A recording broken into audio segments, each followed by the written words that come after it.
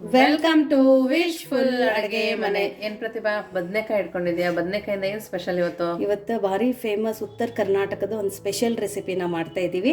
ಅದನ್ನು ಅಂದ್ರೆ ಇವಾಗ ನಾವು ಮೊನ್ನೆ ಒಂದು ಉತ್ತರ ಕರ್ನಾಟಕದ ಮಸಾಲೆ ಖಾರ ರೆಸಿಪಿನ ಅಪ್ಲೋಡ್ ಮಾಡಿದ್ದೀವಿ. ಸೊ ಆ ಮಸಾಲೆ ಖಾರನ ಯೂಸ್ ಮಾಡಿಬಿಟ್ಟು ಬದನೆಕಾಯಿನ ಯಾವ ತರ ಮಾಡೋದು ಅಂತ ಇವತ್ತು ನಾನು ಹೇಳ್ಕೊಡ್ತಾ ಇದ್ದೀನಿ. ಅದು ಸುಮಾರು ಜನ ನನಗೆ ಕೇಳ್ತಾ ಇದ್ದಾರೆ. ಇನ್ನೂ ಒಂದು ಅಂದ್ರೆ ನಾನು ಅದು ಉತ್ತರ ಕರ್ನಾಟಕದ ಮಸಾಲೆ ಖಾರದ ವಿಡಿಯೋ ನಾವು ಅಪ್ಲೋಡ್ ಮಾಡಿದ್ದೀವಿ ನೋಡು. ಆ ವಿಡಿಯೋದಿಂದ ನಾನು ಕೆಳಗಡೆ ವಾಟ್ಸಪ್ ನಂಬರ್ ಕೊಟ್ಟಿದ್ದೆ. ಯಾರಿಗಾದ್ರೆ ಏನಾದ್ರೆ ಕ್ವೆರೀಸ್ ಇದ್ರೆ ನೀವು ನನಗೆ ವಾಟ್ಸಪ್ ಮಾಡಿ, ಅಥವಾ ನಿಮಗೆ ಮಸಾಲೆ ಖಾರ ರೆಡಿ ಬೇಕಂದ್ರೂ ನಿಮಗೆ ನಾವು ಕೊಡ್ತೀವಿ ಅಂತ. KG ಲೆಕ್ಕ ಬೇಕಂದ್ರೂ ನನಗೆ ವಾಟ್ಸಪ್ ಮಾಡಿ, ನಾನು ನಿಮ್ಮ ಪ್ರೈಸು ಕೂಡ ಹೇಳ್ತೀನಿ ಅಂತ. ಸುಮಾರು ಜನ ವಾಟ್ಸಪ್ ಮಾಡಿಬಿಟ್ಟು ತುಂಬ ಚೆನ್ನಾಗಿ ರೆಸ್ಪಾನ್ಸ್ ತೋರಿಸ್ತಾ ಇದ್ದಾರೆ. ಹಂಗಾಗಿ ಎಲ್ಲರಿಗೂ ಧನ್ಯವಾದಗಳು. ಮತ್ತು ಯಾರ್ಯಾರು ಮೆಸೇಜ್ ಮಾಡಿದ್ದಾರೆ ಎಲ್ಲರಿಗೂ ಇಮಿಡಿಯೇಟಾಗಿ ನಾನು ರಿಪ್ಲೈನ ಮಾಡಿದ್ದೀನಿ. ಸೊ ಹಾಗಾಗಿ ಇವತ್ತು ಆ ಉತ್ತರ ಕರ್ನಾಟಕದ ಸ್ಪೆಷಲ್ ಮಸಾಲೆ ಖಾರ ನೋಡಿ, ಎಷ್ಟು ಚೆನ್ನಾಗಿ ಸಾಫ್ಟಾಗಿ ಮಸಾಲೆ ಖಾರ ನಾವು ಮಾಡಿದ್ವಲ್ಲ ಆಶಾ? ಹೌದು, ನೋಡಿ ಎಷ್ಟು ಚೆನ್ನಾಗಿದೆ. ಸೊ ಈ ಮಸಾಲೆ ಖಾರನ ಬಳಸಿಬಿಟ್ಟು ಇವತ್ತು ಈ ಬದನೆಕಾಯಿ ರೆಸಿಪಿನ ಯಾವ ಥರ ಮಾಡೋದು ಅಂತ ನೋಡೋಣ ಬನ್ನಿ. ಇಲ್ಲಿ ಎಳೆ ಬದನೆಕಾಯಿನ ತಗೊಂಡಿರೋದು ಆಶಾ. ಇದು ಒಳಗಡೆ ಬೀಜ ಇಲ್ಲ ನೋಡು, ತುಂಬಾ ಎಳೆದಿದ್ದಾವೆ ಬೀಜಗಳು. ಸೊ ಈ ತರ ನೀವು ಬದನೆಕಾಯಿನ ತಗೊಳ್ಳಿ. ಬದನೆಕಾಯಿ ಕಲರು ಕೂಡ ಇದೇ ತರ ಇರಬೇಕು, ತುಂಬಾ ಡಾರ್ಕ್ ಇರೋದನ್ನ ತಗೋಬೇಡಿ, ಇಲ್ಲಾಂದ್ರೆ ಒಗರು ಅಂಶ ಬರುತ್ತೆ. ಸೊ ಇವಾಗ ಇಲ್ಲಿ ನಾವು ಈ ತರ ಬದನೆಕಾಯಿನ ಕಟ್ ಮಾಡ್ಕೊಂಡು ಬರೋಣ. ಬದನೆಕಾಯಿ ಮಾಡೋಕೆ ತುಂಬಾ ಹೊತ್ತಿದೆ ಅಂದ್ರೆ ಮಾತ್ರ ನೀರಲ್ಲಿ ಹಾಕಿ, ಬಟ್ ನಾ ಇವಾಗ ದಿಢೀರ್ ಅಂತ ಮಾಡ್ತಾ ಇದ್ದೀನಿ. ಹಾಗಾಗಿ ಬದನೆಕಾಯಿನ ತೊಳ್ಕೊಂಡು ಒರೆಸ್ಬಿಟ್ಟು ಆಮೇಲೆ ನಾನು ಇಲ್ಲಿ ಕಟ್ ಮಾಡ್ಕೊಂಡಿರೋದು. ಕಟ್ ಮಾಡ್ಬೇಕಲ್ಲ? ಹೌದು, ಈರುಳ್ಳಿ ಕೂಡ ಅದ್ರ ತಕ್ಕಂಗೆ ನಾವು ಉದ್ದ ಕಟ್ ಮಾಡ್ಕೋಬೇಕು ಸ್ಲೈಸ್ ಅಲ್ಲಿ. ಸೊ ನೀವು ಎಷ್ಟು ಬದನೆಕಾಯಿ ತಗೋತಿರಲ್ಲ ಅಷ್ಟು ಈರುಳ್ಳಿ ತಗೊಂಡ್ರೆ ಇದು ತುಂಬಾ ಚೆನ್ನಾಗಿ ಟೇಸ್ಟ್ ಬರುತ್ತೆ. ಹೌದು ನೋಡಿ, ಇವಾಗ ಈ ಬದನೆಕಾಯಿ ಸೈಜ್ ಅಂದ್ರೆ ಇಷ್ಟು ದಪ್ಪ ಬದನೆಕಾಯಿ ಇದೆಯಲ್ಲ, ಅದಕ್ಕೆ ಇಷ್ಟು ಈರುಳ್ಳಿನ ತಗೊಳ್ಳೋದು. ಇಲ್ಲ ನಮ್ಮ ಹತ್ರ ದಪ್ಪ ಇದೆ ಈರುಳ್ಳಿ ಅಂದ್ರೆ 3 ಬದನೆಕಾಯಿಗೆ ಒಂದು ದಪ್ಪ ಈರುಳ್ಳಿ ಹಾಕಿದ್ರೂ ಸಾಕಾಗತ್ತೆ. ಸೊ ಇವಾಗ ಈರುಳ್ಳಿ ಮತ್ತೆ ಬದನೆಕಾಯಿನ ಕಟ್ ಮಾಡ್ಕೊಂಡು ಬರೋಣ. ಮುಂದೆ ಏನ್ ಮಾಡೋದು ಅಂತ ಹಾಗೆ ನೋಡೋಣ. ನೋಡಿ, ಒಂದು ಬಾಣಲಿನ ತಗೊಂಡಿದೀವಿ. ಇದನ್ನ ಫ್ಲೇಮನ್ನ ಹೈ ಫ್ಲೇಮಲ್ಲಿ ಇಟ್ಕೊಂಡು ಸ್ವಲ್ಪ ಎಣ್ಣೆನ ಹಾಕೊಳ್ಳೋಣ. ಬದನೆಕಾಯಿ ಪಲ್ಯಕ್ಕೆ ಒಂದ್ ಸ್ವಲ್ಪ ಎಣ್ಣೆ ಜಾಸ್ತಿನೇ ಹಾಕೋಬೇಕು, ಯಾಕಂದ್ರೆ ಇದು ಬರೀ ಎಣ್ಣೆಯಲ್ಲಿನೇ ನಾವು ಒಂದ್ ಸ್ವಲ್ಪ ಫ್ರೈ ಮಾಡ್ತೀವಿ ಇಲ್ಲ ಅಂದ್ರೆ ಟೇಸ್ಟ್ ಅಷ್ಟು ಚೆನ್ನಾಗಿ ಬರಲ್ಲ. ಸೊ ಎಣ್ಣೆ ಕಾಯ್ದ ನಂತರ ಒಂದ್ ಸ್ವಲ್ಪ ಸಾಸಿವೆ ಹಾಕೊಳ್ಳೋಣ, ಸ್ವಲ್ಪ ಜೀರಿಗೆ. ಇದು ಚೆನ್ನಾಗಿ ಚಟಪಟ ಅಂದ್ರೆ ಸ್ವಲ್ಪ ಹಿಂಗು, ಆಮೇಲೆ ಉದ್ದ ಕಟ್ ಮಾಡ್ಕೊಂಡಿರುವಂಥ ಈರುಳ್ಳಿ.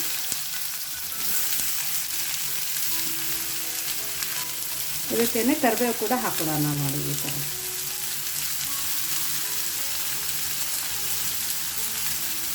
ಹಾಕೊಂಡು ಜಸ್ಟ್ ಒಂದು ಸರ್ತಿ ತಿರುಗಿಸ್ಕೊಳ್ಳೋಣ, ಜಾಸ್ತಿ ಬೇಡ. ಯಾಕಂದರೆ ನಮಗೆ ಈರುಳ್ಳಿ ಸಾಫ್ಟ್ ಆಗಬಾರ್ದು, ಮೊದಲೇ ಸಾಫ್ಟ್ ಆಗಬಾರ್ದ? ಹೌದು. ಇವಾಗ ಇದಕ್ಕೇನೆ ನಾವು ಕಟ್ ಮಾಡ್ಕೊಂಡ್ರು ಅಂತ ಈರುಳ್ಳಿ ಹಾಕೊಂಡ್ಸರಿ ತಿರುಗಿಸಿದ ತಕ್ಷಣ ಬದನೆಕಾಯಿ ಹೌದು. ಇವನ್ ಈರುಳ್ಳಿ ಬೆಳ್ಳುಳ್ಳಿ ಒಟ್ಟಿಗೆ ಹಾಕಿದ್ರು ನಡೆಯುತ್ತೆ. ಓಕೆ. ಇದನ್ನೆಲ್ಲ ಕೂಡಿ ಇವಾಗ ತಿರುಗಿಸ್ಕೊಳ್ಳೋಣ. ಇವಾಗ ಎಣ್ಣೆಯಲ್ಲಿ ಚೆನ್ನಾಗಿ ಮಿಕ್ಸ್ ಮಾಡ್ಕೋಬೇಕು. ಸೊ ಬದನೆಕಾಯಿ ಪಲ್ಯ ಮಾಡೋದು ತುಂಬ ಈಸಿ ಇದೆ. ಇದು ತುಂಬ ಅಥೆಂಟಿಕ್ ವೇ ಇದು. ಓಕೆ. ಮತ್ತು ಬೇಗ ಕೂಡ ಆಗುತ್ತೆ ಬದನೆಕಾಯಿ ಈರುಳ್ಳಿ ಇದ್ರೆ ನಿಮಗೆ 5 ನಿಮಿಷದಲ್ಲಿ ಬದನೆಕಾಯಿ ಪಲ್ಯ ರೆಡಿ ಆಗುತ್ತೆ. ಹೌದು. ಲಂಚ್ ಬಾಕ್ಸ್ ರೆಸಿಪಿ ತುಂಬಾ ಜನ ಕೇಳ್ತಾ ಇದ್ರಲ್ವ ಪ್ರತಿಭಾ? ಹೌದು. ಅವ್ರಿಗೆ ಮಾಡೋಕೆ ಕೂಡ ತುಂಬಾ ಸುಲಭವಾಗುತ್ತೆ, ಮಕ್ಕಳಿಗೂ ಇಷ್ಟ ಆಗುತ್ತೆ ಅಲ್ವಾ? ಅದನ್ನು ಆಗುತ್ತೆ, ಆಮೇಲೆ ಬ್ರೇಕ್ಫಾಸ್ಟ್ಗೂ ಆಗುತ್ತೆ. ಚಪಾತಿ ಜೊತೆ ಪರಾಟ ಜೊತೆ ನೀವು ಈ ಥರ ಬದನೆಕಾಯಿ ಪಲ್ಯ ಮಾಡಿದರೆ ಈಸಿ ಆಗುತ್ತೆ. ಈವನ್ ಸೈಡ್ ಡಿಶ್ ರೆಸಿಪಿ ಅಂತಾನೂ ಆಗುತ್ತೆ ಇದು. ನೀವು ಅನ್ನ ಸಾಂಬಾರ ಜೊತೆ ನೆನೆಸ್ಕೊಂಡು ತಿನ್ನೋಕ್ಕೆ. ಇವನ್ ಫಂಕ್ಷನ್ ಇದ್ದಾಗ ಕೂಡ 1-2 ರೆಸಿಪಿ ಮಾಡಿದ್ರೆ ಇದೊಂದು ಜೊತೆಗೆ ಮಾಡಿದ್ರೆ ಈಸಿ ಆಗುತ್ತೆ, ಬೇಗ. ತುಂಬಾ ಬೇಗ ಆಗುತ್ತೆ. ಸೊ ಇದನ್ನು ಹೈ ಫ್ಲೇಮಲ್ಲಿ 1-2 ನಿಮಿಷ ಈ ಥರ ನಾವು ಕೈ ಆಡಿಸ್ತಾ ಇರಬೇಕು, ಸ್ವಲ್ಪ ಕಲರ್ ಚೇಂಜ್ ಆಗುತ್ತಂತ. ಸೊ ನೋಡಿ, ತುಂಬ ಚೆನ್ನಾಗಿ ಮಿಕ್ಸ್ ಆಗಿದೆ. ಫ್ಲೇಮನ್ನು ಇವಾಗ ಮೀಡಿಯಮ್ ಫ್ಲೇಮಲ್ಲಿ ಇಟ್ಕೊಳ್ಳಿ. ಇವಾಗ ಇದಕ್ಕೇನೆ ಸ್ವಲ್ಪ ಉಪ್ಪು ಹಾಕೋಬೇಕು ನಾವು. ಓಕೆ. ರುಚಿ ಎಷ್ಟು ಬೇಕೋ ಅಷ್ಟು ಇವಾಗಲೇ ಹಾಕೋಬೇಕಾ? ಒಂದು ಸ್ವಲ್ಪ ಹಾಕೋಬೇಕು, ಯಾಕಂದ್ರೆ ನಾವು ಮಸಾಲೆ ಖಾರಲ್ಲಿ ಬೇರೆ ಉಪ್ಪಿರುತ್ತೆ. ಸೊ ಹಾಗಾಗಿ ಉಪ್ಪು ಕಡಿಮೆನೇ ಹಾಕೋಬೇಕು. ಉಪ್ಪು ಹಾಕೊಳ್ಳೋಣ, ಉಪ್ಪಿನ ನೀರು ಬಿಟ್ಟು ಇದು ಇಲ್ಲೇ ಸಾಫ್ಟ್ ಆಗಿಬಿಡುತ್ತೆ. ಸೊ ನೋಡಿ, ಇವಾಗ ಉಪ್ಪು ಹಾಕಿದ ನಂತರ ಚೆನ್ನಾಗಿ ಮಿಕ್ಸ್ ಮಾಡ್ಕೋಬೇಕು. ಫ್ಲೇಮನ್ನು ಮಾತ್ರ ಹೈ ಟು ಮೀಡಿಯಮ್ ಫ್ಲೇಮಲ್ಲಿ ಇಟ್ಕೊಳ್ಳಿ.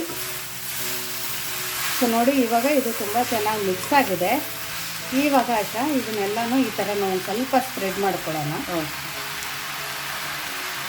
ಸೊ ಇದಕ್ಕೆ ಒಂದು ಸ್ವಲ್ಪ ಅರಿಶಿಣದ ಪುಡಿನ ಹಾಕೊಳ್ಳೋಣ. ಎಲ್ಲ ಕಡೆ ಈ ಥರ ಉದುರಿಸ್ಕೊಳ್ಳಿ. ಇವಾಗ ನೋಡಿ, ಇದಕ್ಕೆ ನಮ್ದು ಉತ್ತರ ಕರ್ನಾಟಕದ ಮಸಾಲೆ ಖಾರನ ಹಾಕೋತಾ ಇದ್ದೀವಿ. ನಿಮಗೆ ಈ ಉತ್ತರ ಕರ್ನಾಟಕದ ಮಸಾಲೆ ಖಾರ ರೆಸಿಪಿ ಹೇಗೆ ಅನ್ನಿಸ್ತು ಅಂತಾನು ಕಮೆಂಟ್ ಮೂಲಕ ತಿಳಿಸಿ. ಆಮೇಲೆ ಈ ಉತ್ತರ ಕರ್ನಾಟಕ ಮಸಾಲೆ ಖಾರದ ರೆಸಿಪಿ ಇನ್ನೂ ಯಾರಾದರೂ ನೋಡಿಲ್ಲ ಅಂದರೆ ಲಿಂಕನ್ನು ನಾನು ಡಿಸ್ಕ್ರಿಪ್ಷನ್ ಬಾಕ್ಸಲ್ಲಿ ಕೊಟ್ಟಿರ್ತೀನಿ, ಅಲ್ಲಿ ನೀವು ಚೆಕ್ ಮಾಡ್ಬೋದು. ಇದು ಒಂದು ಮಸಾಲೆ ಖಾರ ಈ ಥರ ಉದುರಿಸಿದ್ರೆ ಸಾಕು, ಇನ್ನೊಂದು ಮಸಾಲೆನೇ ಬೇಕಾಗಿಲ್ಲ. ಓಕೆ, ಒಂದೇ ಒಂದು ಸ್ಪೂನ್ ಅಷ್ಟು ಆಶಾ ನಾವು ಕಡಲೆ ಬೀಜದ ಪುಡಿ ಹುರಿದು ಪುಡಿ ಮಾಡ್ಕೊಂಡ್ರೆ ಕಡಲೆ ಬೀಜನ 1 ಸ್ಪೂನ್ ಸಾಕು, ಆಪ್ಷನಲ್ ಇದೆ, ಬೇಡ ಅಂದರೆ ಸ್ಕಿಪ್ ಮಾಡಿ. ಇದು ನೋಡಿ ಹುಚ್ಚು ಎಳದ ಪುಡಿ, ಖಾರ ಹಾಕೊಟ್ಟ. ಇದನ್ನೇ ಮೇನು ಬದನೆಕಾಯಿ ಪಲ್ಯಗಳಿಗೆ ನಮ್ಮ ಉತ್ತರ ಕರ್ನಾಟಕಕ್ಕೆ ಟೇಸ್ಟ್ ಕೊಡೋದೆ ಮತ್ತೆ ಟೇಸ್ಟ್ ಅನ್ನ ಎನ್ಹಾನ್ಸ್ ಮಾಡೋದೇ ಹುಚ್ಚೆಳದ ಪುಡಿ ಮತ್ತೆ ಮಸಾಲೆ ಖಾರ. ಹೌದು, ಇದು ಯೂಸ್ ಮಾಡೋದ್ರಿಂದ ಸ್ಕಿನ್ ಚೆನ್ನಾಗಿರುತ್ತೆ ಅಂತ. ಹೌದು, ಸ್ಕಿನ್ನಿಗೆ ತುಂಬಾ ಒಳ್ಳೇದು ಆಶಾ ಇದು. ಇವನ್ ಹೆಲ್ತ್ಗೂ ಒಳ್ಳೇದು. ನೀವು ಡೈಲಿ 1 ಸ್ಪೂನ್ ಆದ್ರೆ ಕನ್ಸ್ಯೂಮ್ ಮಾಡ್ಬೋದು. ಸ್ಕಿನ್ ಡಿಸೀಸ್ ಇದ್ದವರು ಅವರೆಲ್ಲ ತಿನ್ಕೋಬಹುದು. ಸೊ ನೋಡಿ, ಫ್ಲೇಮನ್ನು ಲೋ ಟು ಮೀಡಿಯಂ ಫ್ಲೇಮಲ್ಲಿ ಇಟ್ಕೊಂಡು ಈ ಥರ ಒಂದು ಲಿಡ್ಡನ್ನು ಮುಚ್ಚಿ 2 ರಿಂದ 3 ನಿಮಿಷ ಇದೇ ಥರನೂ ಸ್ಟೀಮ್ ಮಾಡ್ಕೊಳ್ಳೋಣ.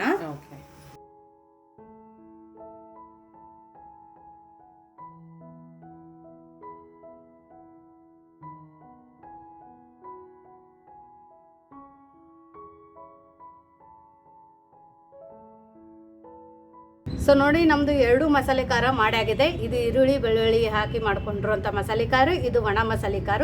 ಇದು ಆದ್ರೂ 4 ವರ್ಷ ಇಟ್ಕೋಬಹುದು, ಇದನ್ನಾದ್ರೂ 2 ವರ್ಷ ಇಟ್ಕೋಬಹುದು. ಸೊ ನೋಡಿ, ಇದು 2 ನಿಮಿಷ ಆಗಿದೆ. ಇದೊಂದು ಸ್ವಲ್ಪ ಕೊತ್ತಂಬರಿ ಸೊಪ್ಪನ್ನು ಹಾಕೊಳ್ಳೋಣ. ಇದನ್ನ ನೀಟಾಗಿ ಕೆಳಗಡೆಯಿಂದ ಮೇಲ್ಗಡೆ ಈ ಥರ ನಾವು ಇದನ್ನು ಮಿಕ್ಸ್ ಮಾಡಿದ್ರೆ ಕಲರು ಕೂಡ ಇವಾಗ ನಿಮ್ಗೆ ಗೊತ್ತಾಗುತ್ತೆ ಎಷ್ಟು ಚೆನ್ನಾಗಿ ಬಂದಿದೆ ಅಂತ. ನೋಡಿದ್ರಲ್ಲ, ಉತ್ತರ ಕರ್ನಾಟಕದ ಬದನೆಕಾಯಿ ಪಲ್ಯ ಮಾಡೋದು ಎಷ್ಟು ಈಸಿ ಇದೆ ಅಂತ. ನಿಮ್ಮ ಕಡೆ ಏನಂತೀರ ಪ್ರತಿಭಾ ಇದಕ್ಕೆ? ಉದುರು ಬದನೆಕಾಯಿ. ನಾನು ಇದನ್ನ ಪ್ರತಿಭಾ ನಿಂಗೆ ಕೊಟ್ಟಾಗ ಅನ್ನ ಸೈಡಿಗೆ ಮೊಸರು ಹಾಕೊಂಡು ಮೊಸರು ಜೊತೆಗೆ ತಿಂದಿದ್ದೆ, ತುಂಬಾ ಚೆನ್ನಾಗಿತ್ತು. ತುಂಬಾ ಸಖತ್ತಾಗಿರುತ್ತೆ ಆಶಾ. ಅದನ್ನು ನೋಡಿ, ಉತ್ತರ ಕರ್ನಾಟಕದ ಮಸಾಲೆ ಖಾರನ ಬಳಸಿಬಿಟ್ಟು 5 ನಿಮಿಷದಲ್ಲಿ ಆಗುವಂತ ಬದನೆಕಾಯಿ ಉದುರು ಬದನೆಕಾಯಿ ಪಲ್ಯ, ಉತ್ತರ ಕರ್ನಾಟಕದ ಉದುರು ಬದನೆಕಾಯಿ ಪಲ್ಯ ಸೂಪರ್ ಆಗಿದೆ. ಇವಾಗ ಫ್ಲೇಮ್ ಅನ್ನ ಆಫ್ ಮಾಡ್ಕೊಳ್ಳೋಣ. ಆಮೇಲೆ ಇದನ್ನ ಎದ್ರ ಜೊತೆ ತಿನ್ನೋದು ಅಂತ ನೋಡೋಣ ಬನ್ನಿ. ನೋಡಿ, ಬಿಸಿ ಬಿಸಿ ಚಪಾತಿ, ಇಟ್ಟು ಸಾಫ್ಟ್ ಇದೆ ನೋಡಿ ಚಪಾತಿ. ಅದು ಒಂದೇ ಸರ್ತಿ 3-4 ಚಪಾತಿ ಬೇಯಿಸಿರೋದು ಆಶಾ ನಾನು. ನೋಡಿ, ಸ್ಟೀಮ್ ಚಪಾತಿನ ಇದು? ಒಂಥರ ಸ್ಟೀಮು, ಒಂಥರ ರೋಸ್ಟು. ಸೊ ಈ ಚಪಾತಿ ರೆಸಿಪಿ ಬೇಕಂದ್ರೆ ಕಮೆಂಟ್ ಹಾಕಿ. ಇವಾಗ ಆಶಾ ಇದ್ರ ಮೇಲ್ಗಡೆ ನಾವು ಬದನೆಕಾಯಿ ಪಲ್ಯನ ಹಾಕೊಳ್ಳೋಣ. ಇದ್ರ ಜೊತೆ ಚಟ್ನಿ ಪುಡಿ ಮೊಸರು ಕೂಡ ಚೆನ್ನಾಗಿರುತ್ತೆ. ಹೌದು, ಬದನೆಕಾಯಿ ತೀರಾ ಸಾಫ್ಟ್ ಆಗಬಾರ್ದಲ್ಲ ಪ್ರತಿಭಾ? ಇಲ್ಲ, ತುಂಬಾ ಸಾಫ್ಟ್ ಆದ್ರೆ ಏನಾಗುತ್ತೆ ಗೊತ್ತಾ ಆಶಾ, ತಿನ್ಬೇಕಾದ್ರೆ ಅಷ್ಟು ಟೇಸ್ಟ್ ಬರಲ್ಲ, ಬದನೆಕಾಯಿ ಫ್ಲೇವರ್ ಬಿಡಲ್ಲ. ಹಂಗಾಗಿ ಹೌದು, ನೋಡು ಇಷ್ಟೇ ಸಾಫ್ಟ್ ಇದ್ರೆ ಸಾಕು. ಇದೊಂದ್ ಸ್ವಲ್ಪ ಉಪ್ಪು ಹಾಕಿ ನಾವು ನೀಟಾಗಿ ಮುಚ್ಚಿಟ್ಟಿದ್ವಿ ನೋಡು, ಅವಾಗ್ಲೇನೆ ಸಾಫ್ಟ್ ಆಗುತ್ತೆ. ಒಂದ್ ಹನೇನು ನೀರಿಲ್ಲದೆ ಮಾಡ್ಕೊಂಡಿರೋಂತ ರೆಸಿಪಿ. ಹೌದು ನೋಡಿ ಆಶಾ, ಇದ್ರಗಡೆ ಮೊಸರು ಮೇಲೆ ನಮ್ದು ಉತ್ತರ ಕರ್ನಾಟಕದ ಶೇಂಗಾ ಹಿಂಡಿ. ನೋಡಿ, ಇದೆಲ್ಲ ನೋಡೋಕ್ಕೆ ಕಲರ್ಫುಲ್ ಆಗಿ ನೋಡಿದ್ರೆ ಇಷ್ಟು ಚೆನ್ನಾಗಿ ಘಮ ಬರ್ತಾ ಇದೆ ಅಂದ್ರೆ ಯಾರು ಬೇಕಾದವರು ಒಂದು 5-6 ಚಪಾತಿ ತಿನ್ಕೋಬಹುದು. ಹೌದು, ನಿಜ, ಅಷ್ಟು ಚೆನ್ನಾಗಿದೆ. ಬದನೆಕಾಯಿ ಕೂಡ ನೋಡಿ ಎಷ್ಟು ಸಾಫ್ಟ್ ಆಗಿದೆ, ಅಷ್ಟೇ ಚೆನ್ನಾಗಿದೆ. ಮತ್ತೆ ಮಸಾಲೆನು ಈ ತರ ಹಾಕಿ ನಾವು ಮುಚ್ಚಿಟ್ರೆ ಆಶಾ ಮಸಾಲೆ ಹೊತ್ತೋಗಲ್ಲ. ಸೊ ಬದನೆಕಾಯಿ ತಳ ಹಿಡಿಯಲ್ಲ. ಹೌದು.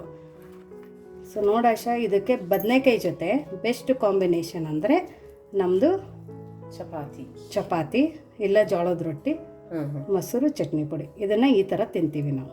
ನೋಡಶ ಟೇಸ್ಟು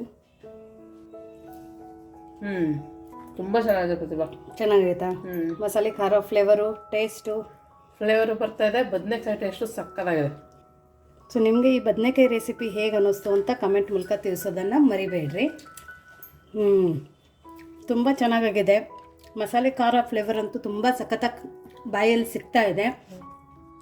ಉತ್ತರ ಕರ್ನಾಟಕದ ಒಂದು ಮಸಾಲೆ ಖಾರ ಇದ್ದರೆ ಸಾಕು, ಅಡುಗೆ ದಿಢೀರ್ ಅಂತ ಆಗುತ್ತೆ. ಸೊ ಉತ್ತರ ಕರ್ನಾಟಕ ರೆಸಿಪಿ ನಿಮಗೆ ಹೇಗೆ ಅನ್ನಿಸ್ತು ಅಂತ ಕಮೆಂಟ್ ಮೂಲಕ ತಿಳಿಸೋದನ್ನು ಮರಿಬೇಡಿ. ನೀವು ಉತ್ತರ ಕರ್ನಾಟಕದ ಮಸಾಲೆ ಖಾರ ರೆಸಿಪಿ ಮಾತ್ರ ಡಿಸ್ಕ್ರಿಪ್ಷನ್ ಬಾಕ್ಸಲ್ಲಿ ಕೊಟ್ಟಿರ್ತೀನಿ, ನೀವು ಅಲ್ಲಿ ಹೋಗಿ ಚೆಕ್ ಮಾಡ್ಬೋದು. ಏನೇ ಕ್ವರೀಸ್ ಇದ್ದರೆ ವಾಟ್ಸಪ್ ಮಾಡಿ, ಅಲ್ಲಿ ನಾವು ವಾಟ್ಸಪ್ ನಂಬರ್ ಕೊಟ್ಟಿದ್ದೀನಿ. ಕಾಲ್ ಯಾವುದೂ ರಿಸೀವ್ ಆಗಲ್ಲ, ಓನ್ಲಿ ಅಲ್ಲಿ ವಾಟ್ಸಪ್ ಮೆಸೇಜೇ ಮಾಡಬೇಕು, ನಾವು ರಿಪ್ಲೈ ಮಾಡ್ತೀವಿ. ಮತ್ತೆ ಸಿಗೋಣ ನಾವು ಇದೇ ಥರ ಹೊಸ ರೆಸಿಪಿ ಜೊತೆ. ವಿಶ್ಫುಲ್ ಅಡುಗೆ ಮನೆಗೆ ಥ್ಯಾಂಕ್ ಯು.